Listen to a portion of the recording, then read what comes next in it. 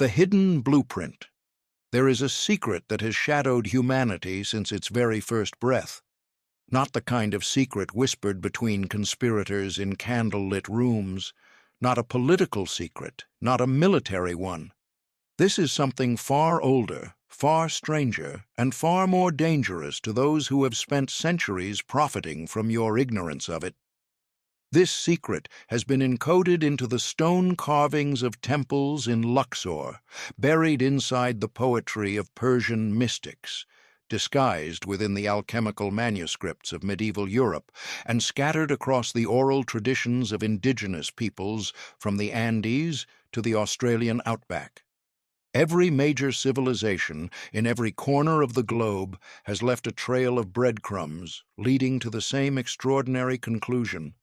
The world you see is not the world that is, and the mind you carry, that restless, churning, endlessly chattering instrument between your ears, is not simply a tool for processing information. It is, in the most literal sense that both ancient wisdom and modern physics can confirm, the architect of everything you experience as real. Before we go further, let us be clear about what this is not. This is not a self-help program. It is not a new religion. It is not a collection of motivational platitudes dressed up in mystical language. What follows is an invitation, a rigorous, cross-cultural, scientifically informed investigation into a principle so fundamental that once you truly understand it, nothing about your life will look the same again. The custodians of a dangerous truth. In 1600, in the Campo de' Fiori Square in Rome, a Dominican friar named Giordano Bruno was stripped, bound to a stake, and burned alive. His crime? He insisted that the universe was infinite, that countless worlds circled distant suns, and that human consciousness was capable of direct communion with the intelligence underlying all of creation. The Church called this heresy. Historians call it an early casualty of the war between orthodoxy and truth. But those who understand what Bruno was actually teaching recognize something else entirely. He was one of the custodians. 3 centuries earlier in Paris, a theologian named Meister Eckhart was posthumously condemned by Pope John XXII. His offense was declaring that the soul could unite with the divine without any intermediary, that the sacred was not locked away in Vatican vaults or priestly rituals, but was accessible directly, immediately, to any human being willing to turn their attention inward. In the 13th century, the Cathars of southern France, a spiritual movement whose teachings bore remarkable similarities to the ancient Gnostic texts discovered at Nag Hammadi in 1945, were subjected to one of history's most brutal genocides. The Albigensian Crusade killed hundreds of thousands of people, not because they threatened military power, but because they threatened something more dangerous, the monopoly on spiritual knowledge. Knights Templar, the Sufis of Persia, the Hermetic philosophers of Alexandria, the Kabbalists of medieval Spain, the alchemists of Renaissance Europe. Across 10 centuries of recorded history, the same pattern repeats with unsettling consistency. Those who discovered a particular truth about the nature of consciousness and its relationship to reality were persecuted, silenced, exiled, or executed. Why? Because the knowledge they carried was not merely philosophically inconvenient. It was structurally destabilizing. A person who truly understands how consciousness creates reality no longer needs an institution to mediate their relationship with existence. They no longer require permission to access their own power. The universal thread walk into the Archaeological Museum in Cairo, and you will find papyri inscribed with texts from the Egyptian Book of the Dead, not a manual for dying, but a navigational guide for consciousness as it moves through dimensions of existence invisible to ordinary perception.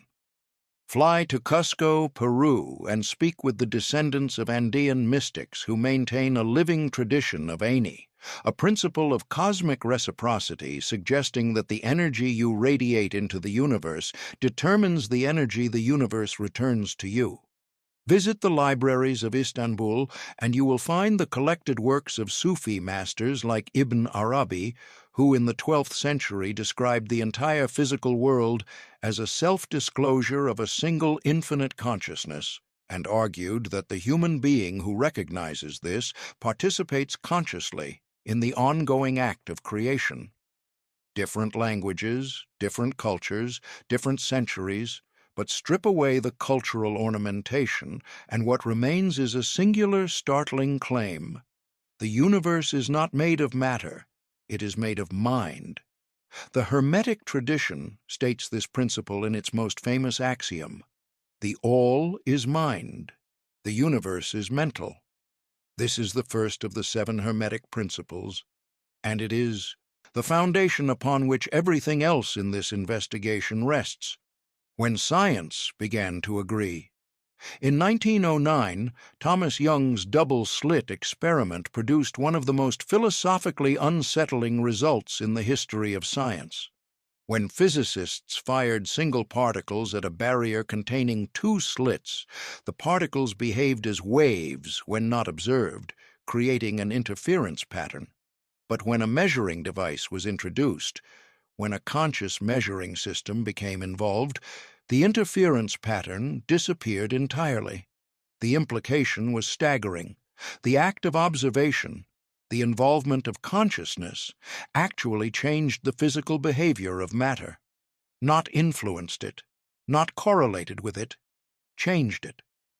Max Planck, the father of quantum theory and a Nobel laureate, went even further in a 1944 speech in Florence. There is no matter as such. All matter originates and exists only by virtue of a force which brings the particles of an atom to vibration. We must assume behind this force the existence of a conscious and intelligent mind. This mind is the matrix of all matter. This is not a metaphor. This is not poetry. This is the conclusion of a man who spent his life dismantling matter into its constituent parts and found at the bottom not particles, but intelligence. The question is not whether this knowledge exists. It has existed, openly documented, across every major culture in human history. The question is whether you are ready to receive it. The architecture of belief.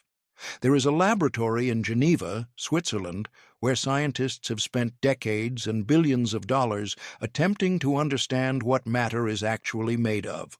The Large Hadron Collider at CERN stretches 27 kilometers in circumference beneath the Franco-Swiss border. Inside it, particles are accelerated to nearly the speed of light and smashed together with a violence that briefly recreates conditions from the first moments after the Big Bang.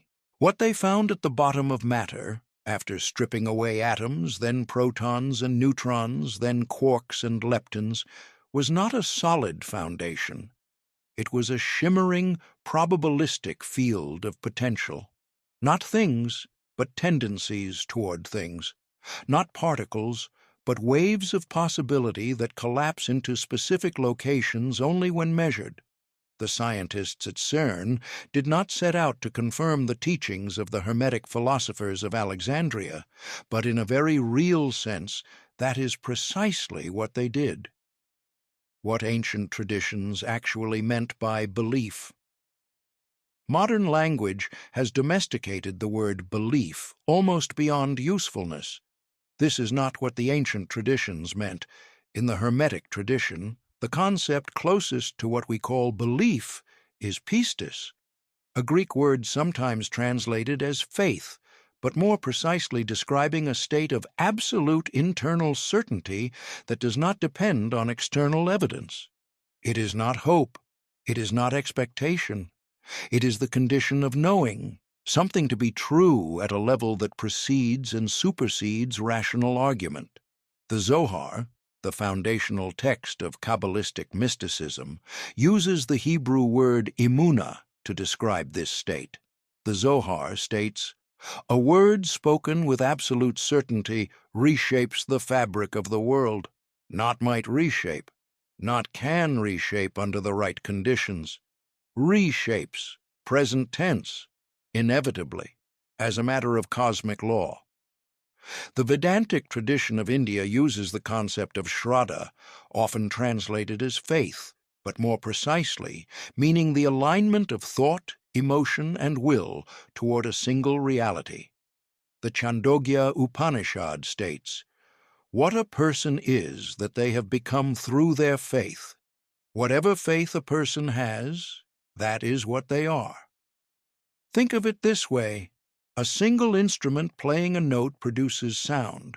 100 instruments playing the same note in perfect unison produces resonance, a vibration powerful enough to shatter glass.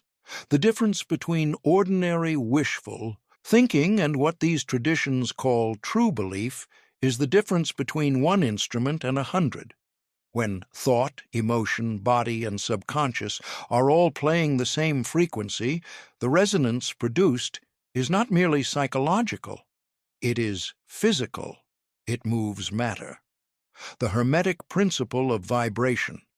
The third of the 7 Hermetic principles states, "Nothing rests, everything moves, everything vibrates."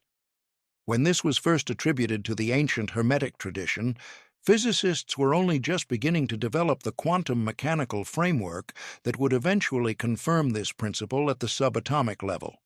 Today, it is not mysticism, it is physics. Every atom in your body is in constant motion. At a deeper level, what we call particles are more accurately described as standing waves in quantum fields.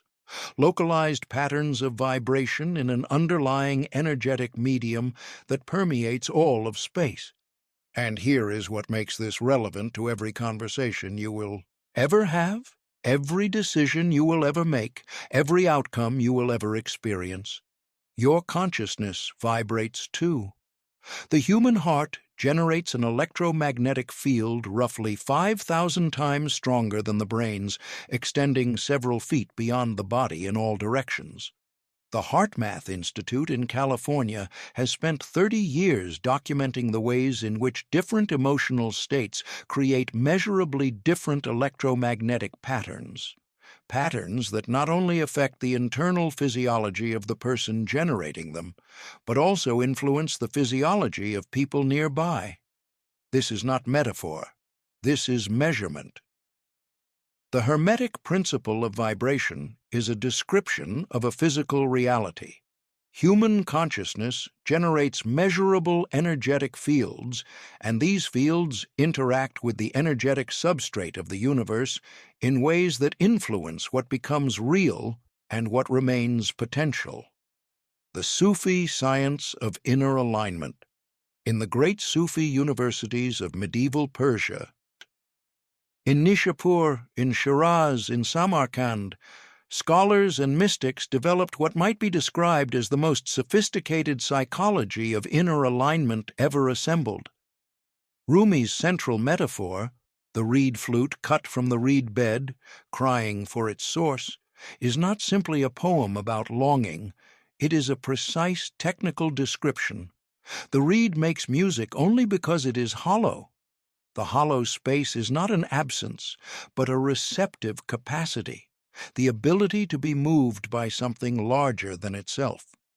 The Sufi concept of tawakkul is sometimes translated as surrender, but in its original sense, tawakkul is closer to perfect calibration, the state in which your inner frequency is so precisely aligned with the frequency of the universe that resistance disappears entirely.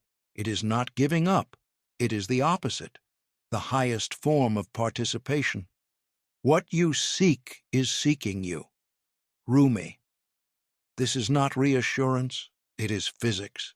If you are genuinely vibrating at the frequency of what you desire, if your thoughts, your emotions, your body, and your subconscious are all broadcasting that signal coherently, then the universe, as a resonance system, is already moving toward you in response. the Kabbalistic technology of intention. In the Kabbalistic tradition, the Sephirot, the 10 attributes of divine emanation described in the Zohar, can be understood as a map of consciousness itself, describing the different levels at which human awareness can operate. The Zohar states, "Light follows thought. Where a person directs their attention with full intention, the divine light flows." This is not a promise of magical wish fulfillment. It is a description of how the energetic structure of reality actually works. Consciousness is not a passive observer. It is a directional force. Where it goes with sufficient coherence and clarity, reality reorganizes itself in response. What neuroscience finally confirmed. In 2004, Dr. Joe Dispenza began conducting experiments working at the intersection of quantum mechanics and neuroscience, documenting something that ancient mystics had been describing for millennia. The human brain cannot reliably distinguish between a vividly imagined experience and a physically lived one. When subjects were guided into deep meditative states and instructed to imagine, with sensory specificity and emotional intensity, scenarios of healing, success, and transformation, their brains produced the same neurochemical signatures as if those scenarios were actually occurring. New neural pathways were formed. Old patterns were disrupted. The body began to reorganize itself around the blueprint provided by the imagination. The brain does not produce consciousness like the liver produces bile. The brain is an instrument through which a larger consciousness plays, and when that instrument is properly tuned, when thought and feeling, intention and emotion, conscious desire and subconscious belief are all playing the same note, the music it produces does not stay inside the skull. It moves into the world. The unseen engineer. In the spring of 1997, a Japanese researcher named Dr. Masaru Emoto stood before an audience of scientists and alternative health practitioners in Zurich, Switzerland, and presented photographs that would divide the scientific community for the next 2 decades. The images showed water crystals, snowflake-like formations photographed at the moment of freezing. Some were breathtakingly beautiful, perfectly symmetrical, geometrically intricate. Others were grotesque, shapeless, asymmetrical, broken structures. The difference was not the water source, the temperature, or the mineral content. It was the words that had been spoken to the water before it froze. Water exposed to phrases expressing love, gratitude, and harmony formed the exquisite crystals. Water exposed to phrases expressing hatred and rage formed the deformed ones. Consider what this means for a body that is, by composition, approximately 70% water. Every thought you sustain, every emotion you repeatedly generate, every word you speak to yourself in the privacy of your own mind. These are not neutral events. They are instructions being issued to the physical substrate of your existence, the subconscious as architect. Imagine the most sophisticated construction project in human history. Not a single building, but an entire city. Every road, every structure, every utility system, designed, built, and continuously maintained by an architect who works exclusively at night in complete silence, without ever consulting the people who will live there. The residents wake each morning to find their city exactly as it was before, with minor modifications they did not request and cannot remember approving. This is your subconscious mind in relationship to your daily life. Neuroscientist Dr. Bruce Lipton, whose research at Stanford Medical School helped establish the field of epigenetics, has documented that the subconscious mind processes approximately 40 million bits of information per second. The conscious mind processes roughly 40. The ratio is 1 million to 1. Your conscious intentions represent approximately 1% of your total mental activity. The Gnostic texts found at Nag Hammadi in 1945 contain a passage in the Gospel of Philip that reads, "One who does not know their own shadow will forever be ruled by it." 2,000 years before Freud articulated the concept of the unconscious, the Gnostic teachers were describing the same essential reality. There is a part of you operating below awareness that is more powerful than the part you identify as yourself. The alchemy of inner transformation. The alchemical tradition has been widely misunderstood as a primitive attempt at chemistry. This misunderstanding is precisely what its practitioners intended. The language of physical transformation, furnaces, crucibles, base metals, philosophers' stones, was a deliberate code designed to preserve dangerous knowledge in a form that would be dismissed rather than recognized. When Paracelsus, the 16th century Swiss physician and alchemist, wrote about solve et coagula, dissolve and reconstitute, he was not describing what happens in a laboratory flask. He was describing what must happen in the human psyche. The dense, heavy, reactive material of our unconscious programs, our fears, our resentments, our inherited limitations, must first be dissolved, brought into conscious awareness, examined without judgment. Only then can it be reconstituted at a higher level of organization. The lead is not a metal. The lead is the unconscious belief that you are insufficient, that the world is hostile, that success belongs to other people.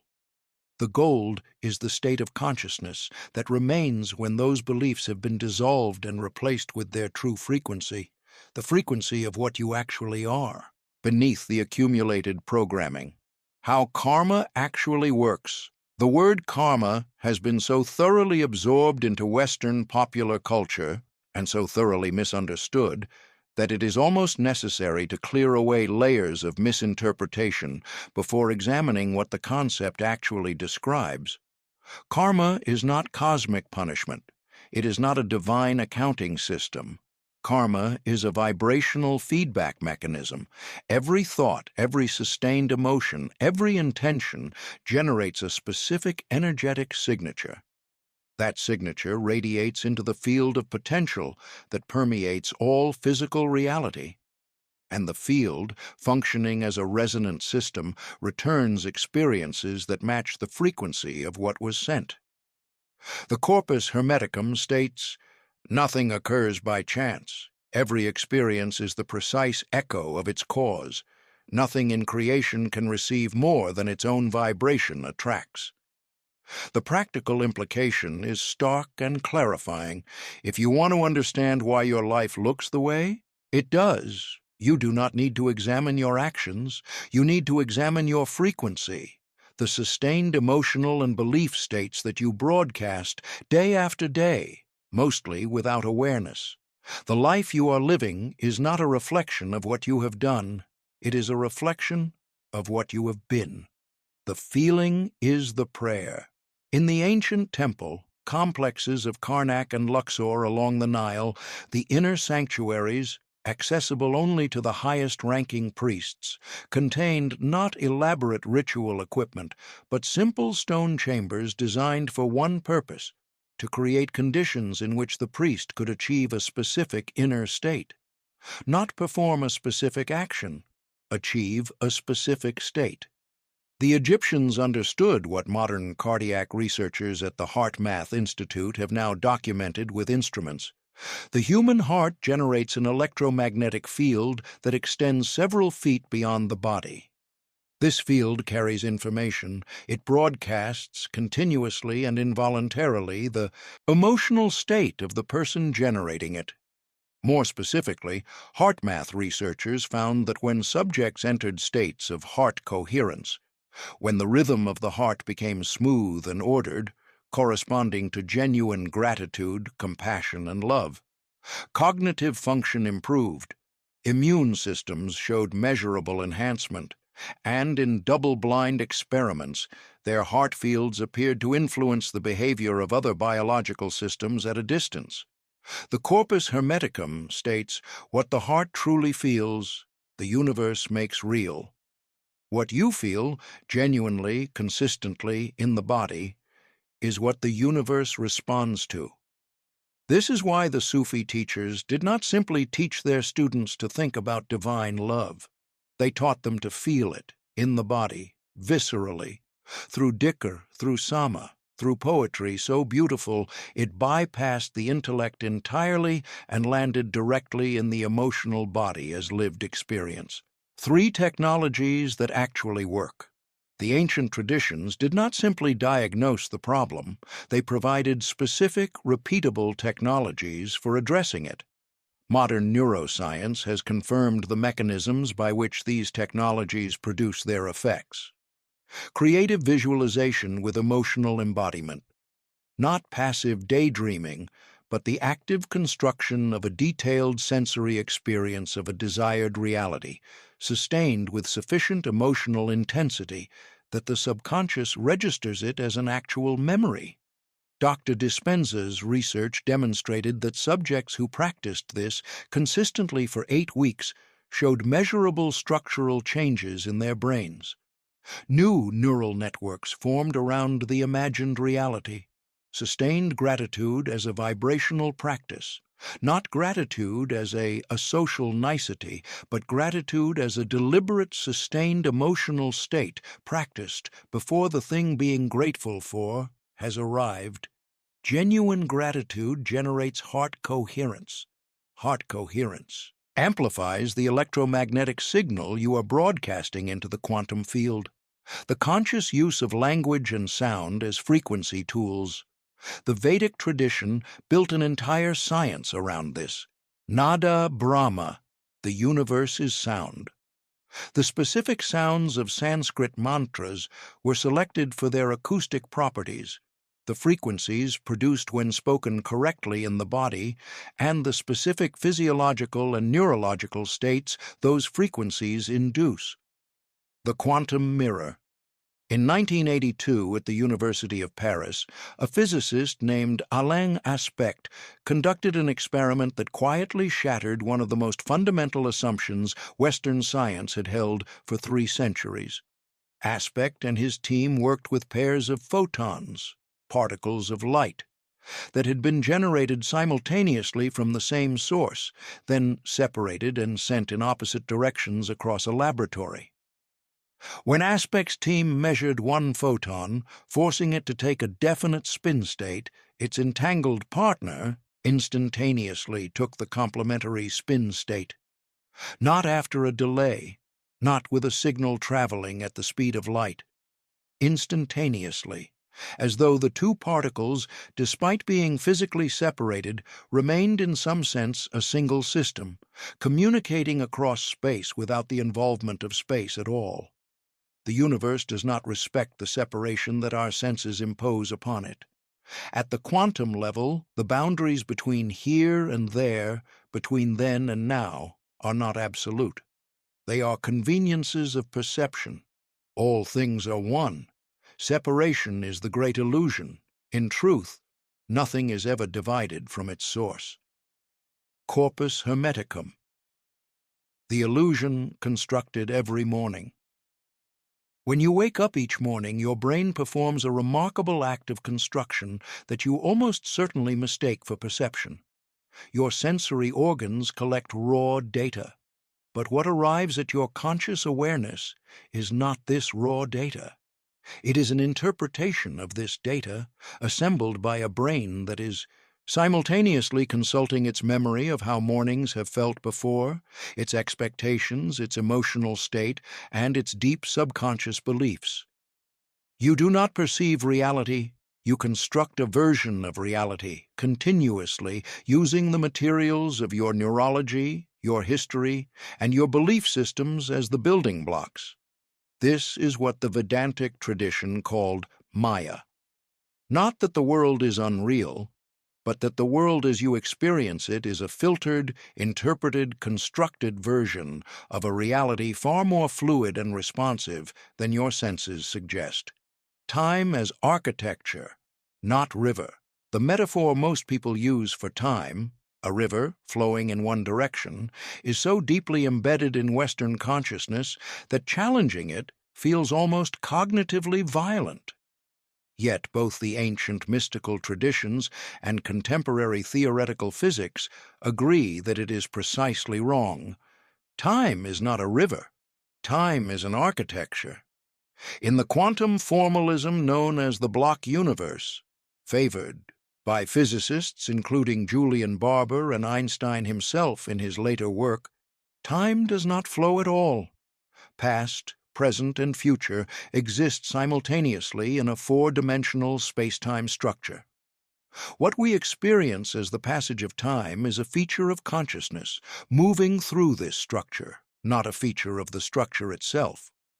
The Sufi concept of waqt, the eternal now, describes a state of consciousness in which the artificial boundaries between past, present, and future dissolve, revealing all of time as simultaneously present, like a landscape seen from a great height, rather than a road experienced from ground level. The practical implications are staggering. If all moments exist simultaneously, then the future, the version of your life in which you have become what you most deeply wish to become, is not something that must be built from scratch.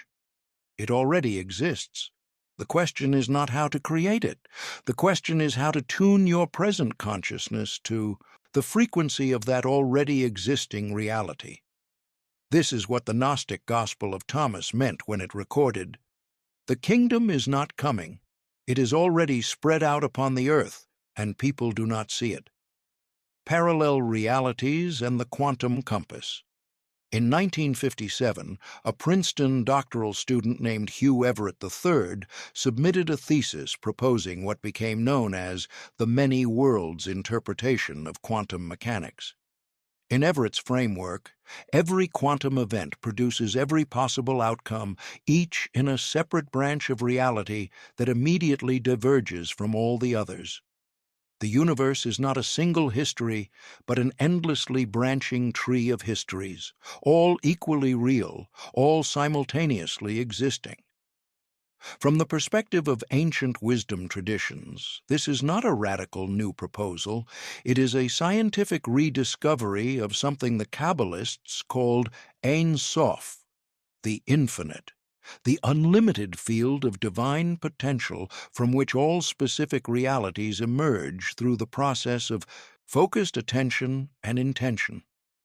The Zohar states, "Every soul contains within it all possible worlds." This reframes the entire question of how to change your life. You do not need to build the future you want from the materials of your present circumstances, working against resistance. You need to shift, like tuning a radio dial, to the frequency of the reality you want, which already exists in the infinite field of potential. Dreams as quantum navigation. Every night, when you lose consciousness of the waking world and enter the altered states of sleep, something extraordinary happens. Your brain, freed from the constraints of sensory processing, begins to operate at frequencies not normally available during conscious awareness.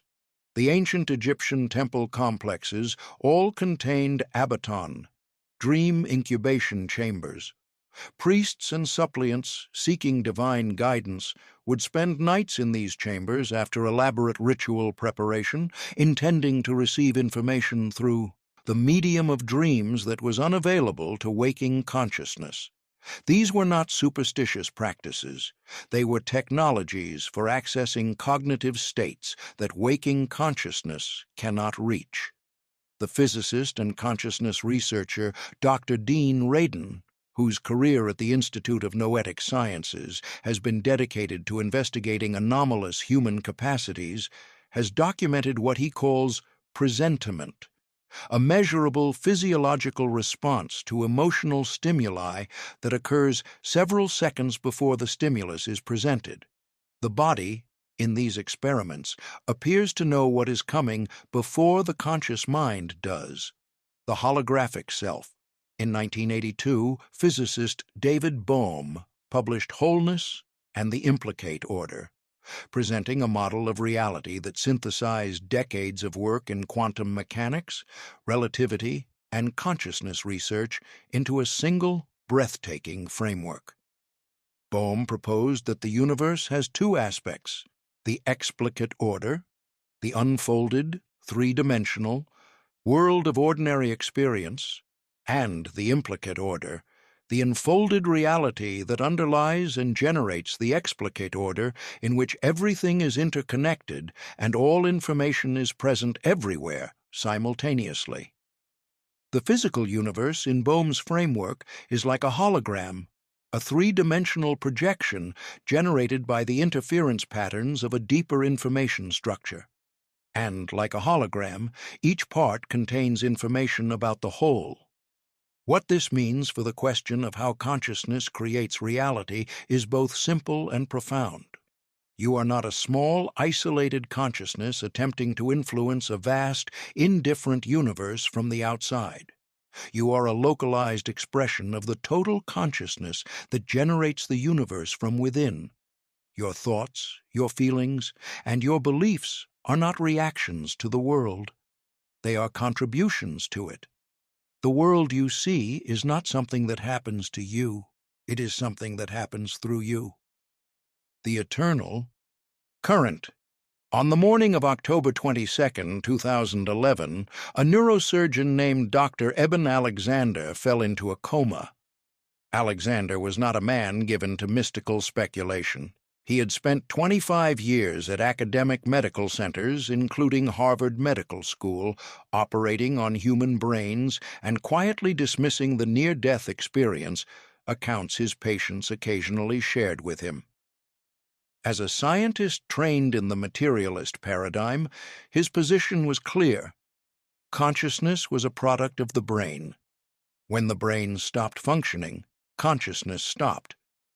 Then a rare form of bacterial meningitis attacked his own brain.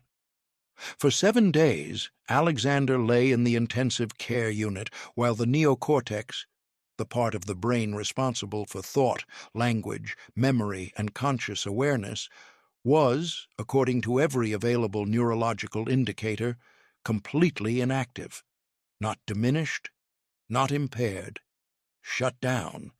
Yet Alexander returned from those 7 days with a detailed, coherent, emotionally vivid account of experiences he could not explain, experiences of light, of music, of a presence so vast and so loving that he spent the next decade attempting to find a framework capable of describing it. I am a neurosurgeon, and I know with certainty that what I experienced was not a hallucination. It was more real than anything I have experienced in waking life. And the message was simple. You are loved, far more than you can possibly imagine, and death is not what you think it is. Dr. Eben Alexander, the evidence that cannot be explained away. The scientific study of near-death experiences began in earnest in 1975 when Raymond Moody published Life After Life. Since then, prospective studies have been conducted at major medical institutions, including Southampton General Hospital in the United Kingdom, where cardiologist Dr. Pim van Lommel led a study published in The Lancet in 2001 that remains one of the most rigorous investigations of the phenomenon ever conducted. Van Lommel's team followed 344 cardiac arrest patients who had been resuscitated after complete cessation of heart function and measurable brain activity. 18% reported clear, structured conscious experiences during the period of clinical death. Their accounts were verified against medical records confirming the total absence of brain activity during the period described. Van Lommel's conclusion, published in one of the world's most respected medical journals, was measured but unambiguous. Our results show that medical factors cannot account for the occurrence of NDE. It is therefore unlikely that the experiences can be explained by physiological or psychological factors alone. What the ancient traditions knew about consciousness and death, the Egyptian Book of the Dead, more accurately translated as the Book of Coming Forth by Day, is not a funeral manual. It is a navigational guide for consciousness as it moves through the non-physical dimensions that exist beyond and between physical incarnations. The ancient Egyptian priests understood death not as an ending, but as a transition requiring knowledge, preparation, and skill. The Vedantic tradition of India, in the Bhagavad Gita, the Upanishads, and the philosophical system of Advaita Vedanta, presents the most mathematically precise version of this understanding. The Atman, the individual soul, the deepest self, is not a separate entity that was created at birth and will be destroyed at death. It is the universal Brahman, the infinite self-luminous consciousness that is the ground of all existence, appearing temporarily in the form of an individual. The Katha Upanishad, composed approximately 800 BCE, contains a dialogue between the young seeker Nachiketa and Yama, the deity of death. The soul is not born, nor does it die. Unborn, eternal, ever-existing, primordial, it is not destroyed when the body is destroyed. Smaller than the smallest, greater than the greatest. This self lives in the heart of every creature. The Sufi, understanding of immortality. Jalal al-Din Rumi died in Konya, in what is now central Turkey, on December 17, 1273. According to his students, he spent his final days in a state of extraordinary luminosity, not diminishing, but brightening as the end approached.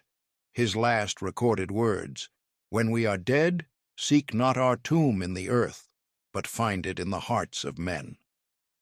The Sufi concept of fana, annihilation, describes the dissolution of the individual ego-self into the divine ground. What remains after fana is baka, subsistence, continuity. Not the continuity of the small self with its fears and desires, but the continuity of the essential awareness that was never born and will never die. Ibn Arabi, writing in 13th century Andalusia, described death as the greatest unveiling. The moment when the veils of physical perception dissolve and consciousness perceives, for the first time without obstruction, the true nature of what it has always been. Know yourself, and you will know your Lord. The knowing and the known are one. Death removes only the veil, not the knower. Ibn Arabi. What quantum physics suggests about consciousness after death. In 2014, theoretical physicist Sir Roger Penrose of Oxford University and anesthesiologist Dr. Stuart Hameroff of the University of Arizona published a revised version of their orchestrated objective reduction theory, a model of consciousness that locates its substrate not in neural networks, but in quantum processes occurring inside microtubules within neurons. Hameroff, reflecting on near-death experience research, made a statement that would have been unthinkable from a mainstream scientist 20 years earlier. "I believe that consciousness is a fundamental property of the universe, present all the way down to the Planck scale. What we call a soul may be quantum information maintained in the structure of space-time itself. When the heart stops and the brain shuts down, the quantum information doesn't disappear. It dissipates into the universe at large." The universe at large, the implicate order, the Ein Sof, the Brahman, the reed bed, different languages, the same extraordinary claim: consciousness does not end, it returns. The grand synthesis. We have traveled far in this investigation. Let us draw the threads together into a single coherent picture. The universe is not made of matter, it is made of consciousness, an infinite, self-aware field of intelligence that generates physical reality as a kind of dream, a projection, a temporary form through which it explores its own infinite potential.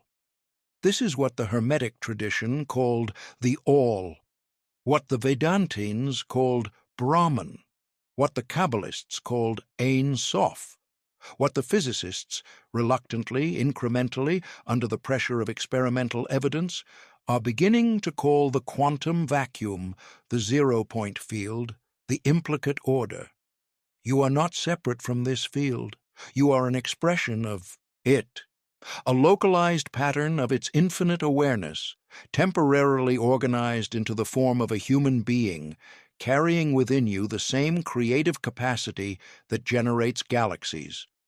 Your thoughts, your emotions, your beliefs, and your intentions are not confined to the interior of your skull. They are energetic transmissions, signals sent into the quantum field that influence the organization of probability, shaping which futures become accessible and which remain dormant in the infinite archive of potential. The subconscious mind is the primary determinant of the frequency you broadcast, and frequency, not effort, not strategy, not circumstance, is what determines the reality you experience. Time is not a river, it is an architecture. All moments exist simultaneously in the quantum field. The future you most deeply wish to inhabit already exists as an actual configuration of reality in the infinite field of potential. Death is not the end of consciousness. It is a transition, a dissolution of the temporary form through which consciousness has been expressing itself, and a return to the larger awareness from which it was never truly separated. The responsibility that comes with understanding. There is a moment in the awakening process that is frequently overlooked, a moment that arrives not with fanfare, but with a quiet, almost uncomfortable clarity. It is the moment you realize that if everything you have experienced has been a reflection of your own frequency, then you are responsible for it. Not guilty. Responsibility and guilt are very different energies, but responsible. The author, not the victim. The dreamer, not the prisoner of the dream.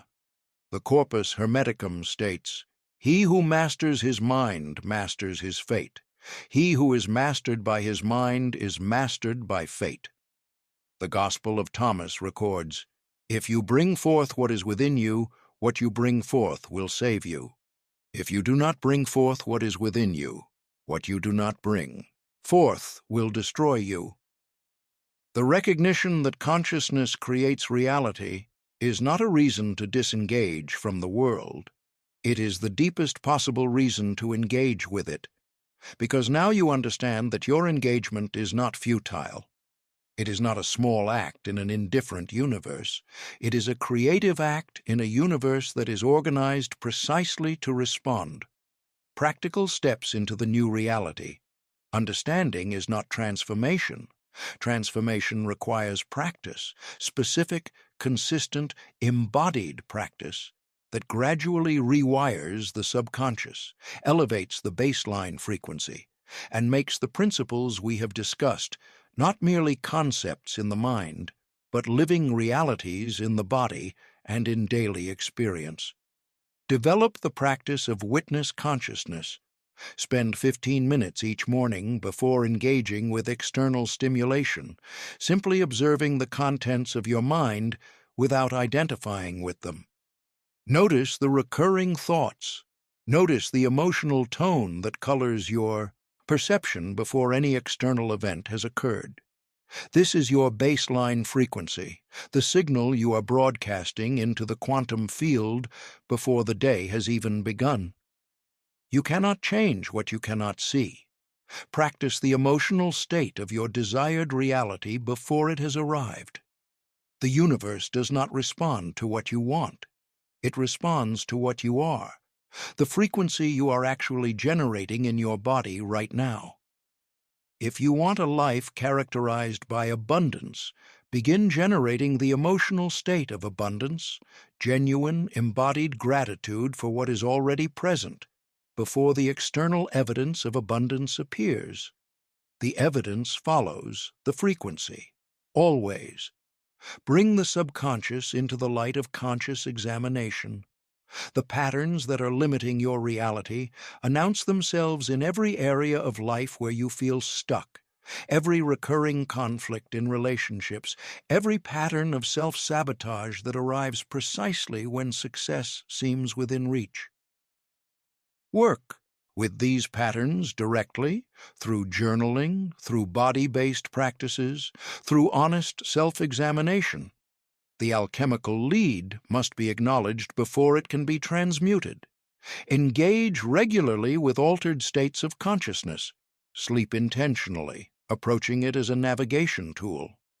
Meditate consistently, not to achieve any particular experience, but to build the capacity for stillness that allows the deeper signal to become audible. Create conditions, regularly and deliberately, in which the rational mind quiets enough for the deeper intelligence to speak. Take your consciousness seriously. Recognize that every thought you sustain, every emotion you habitually generate, every belief you hold about yourself and the world is not a private, inconsequential mental event. It is an act of creation. It is a signal sent into an intelligent, responsive universe that will answer you with perfect accuracy. The message that was always waiting for you. There is a reason this text found you. Not a supernatural reason, simply the reason that operates through every apparently coincidental meeting, every book that falls open to exactly the right page, every conversation that arrives at exactly the moment when its content is most needed. Carl Jung called this synchronicity, the meaningful coincidence of inner state and outer event. He spent the last decades of his life convinced that synchronicity was not a curiosity, but a fundamental feature of reality, evidence that the boundary between inner and outer, between self and world, between individual consciousness and universal consciousness, is far more permeable than the rational mind assumes. You have felt this, perhaps not always, perhaps not often, but there have been moments when the world seemed briefly to be speaking directly to you. Those moments are not exceptions to the normal order of things. They are glimpses of the normal order of things, seen clearly for a moment rather than through the habitual filters of ordinary perception. You are not a body that happens to have a mind. You are a mind, a consciousness, that has temporarily taken on the experience of having a body, in the same way that the ocean temporarily takes on the form of a wave. The wave is real, its existence is genuine, its movement is meaningful, but it is not separate from the ocean, and when it falls back into the deep, nothing essential is lost. The final truth. We close where we began, with the secret that has shadowed humanity since its first breath. The visible world is not the whole world. Matter is not the foundation of reality. Consciousness is not a byproduct of biology. You are not a passenger in your life, a leaf on a river of deterministic circumstance carried helplessly toward an ending you cannot influence. You are the river. You are the consciousness in which every experience arises and dissolves. You are the frequency that determines what your world reflects back to you. You are the dreamer of the dream you call reality, which means you are the one with the power to dream it differently. The Gnostic masters knew this and were burned for it. The Sufi poets knew this and wrote it in code beautiful enough to survive censorship across centuries. The Kabbalists preserved it in symbolic language. The Hermetic philosophers encoded it in the language of metals and furnaces. The physicists at CERN know this, though they describe it in the language of wave functions and probability fields, and they are still working out what it means. And now you know it. Not as a concept, not as a belief system to be adopted and defended, but as a living recognition, a crack in the wall of ordinary perception through which something true is now visible. What you do with it is, appropriately, entirely up to you. The universe will not force your hand. It operates through invitation, through resonance, through the patient. Infinite availability of every possible version of your life, waiting in the quantum field for the frequency that will call them forward into manifestation. The tools are in your hands. They have always been in your hands. The only question that has ever mattered is what you are going to build.